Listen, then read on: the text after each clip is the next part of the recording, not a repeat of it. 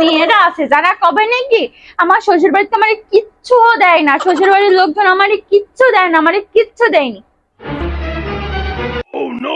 কে বলিছে আপনারা কিচ্ছু দেয়নি? খোটা তো দিছে আপনারে। বাপের বাড়ি থেকে কে নিয়ে আইছো? কি সোনা গয়না নিয়ে আইছো? কি খাট পালঙ্ক দিছে তোমার বাবা? কি দিছে? এই সমস্ত খোটা তো আপনি শুনছেন। আপনি কি ভাবছেন শ্বশুর বাড়িতে এসে আপনি সোনা গয়না শাড়ি গহনা উপহার পাবেন, এইগুলো গিফট পাবেন? আপনি আপনি বাবার ঘরে যেরকম রাজরানী থাকতেন আপনি শ্বশুর বাড়ি এসে রাজরানীর মতো থাকবেন সেটা ভাবছেন? আপনার স্বামী আপনার রাজরানী করে রাখবে সেটা ভাবছেন? শ্বশুর বাড়ি থেকে অবহেলা তো পাইছেন, খোটা তো পাইছেন, সবার শেষে সবার সুন্দর ভাবে খাওয়ানোর পরে লাস্টে এসে যেগুলো উচ্ছিষ্ট থাকে সেইগুলো তো খাইছেন। এর থেকে আর বড় কি আশা করেন বলুন তো শ্বশুর বাড়ির থেকে?